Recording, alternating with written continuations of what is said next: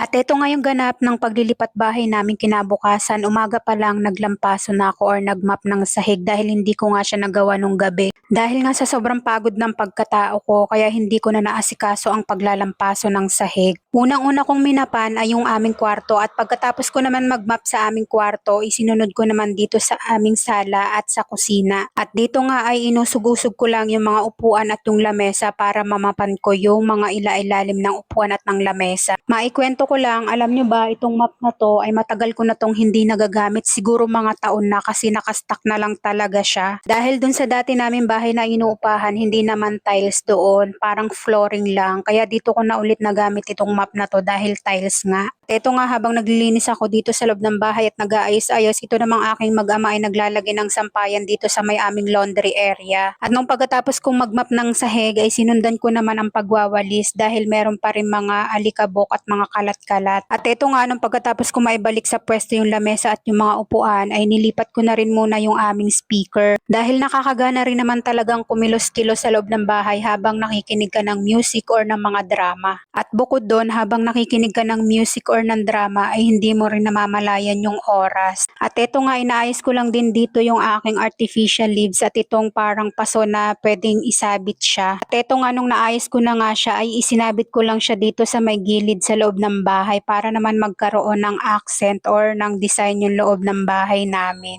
At nung matapos nga yung aking asawa maglagay ng mga sampayan doon sa may aming laundry area, sabi ko sa kanya lagyan na namin ng kurtina itong ilalim ng aming lababo. At para maitago yung mga chismis-chismis or yung mga gamit na nakalagay sa ilalim ng aming lababo. At buti nga itong kurtina ko ay kasyang-kasya dito sa lababo na para bang sinukat siya talaga dito. At ito na nga yung itsura ng aming lababo nung nalagyan na siya ng kurtina at talaga namang hindi na nakikita yung mga chismis or yung mga gamit na nakalagay sa ilalim ng aming lababo. At nung pagkatapos nga namin maglagay ng kurtina dito sa aming lababo, ito namang aking mister ay pumunta na rin sa kwarto para magbutas or mag-drill sa dingding para pagsabitan ng aming salamin. Ang plano namin dapat dito sa salamin na to ay ilalagay namin to or ikakabit namin to sa may likod ng pintuan ng kwarto namin. Pero sabi ng asawa ko, dito na lang daw niya ilalagay sa may gilid ng bintana ng kwarto namin para mas maganda naman daw. At ayan na nga yung final look nung nailagay na ng asawa ko yung salamin. At nilagyan na nga ng kurtina yung double deck para hindi makita yung mga gamit na nakapatong dito sa may double deck na to.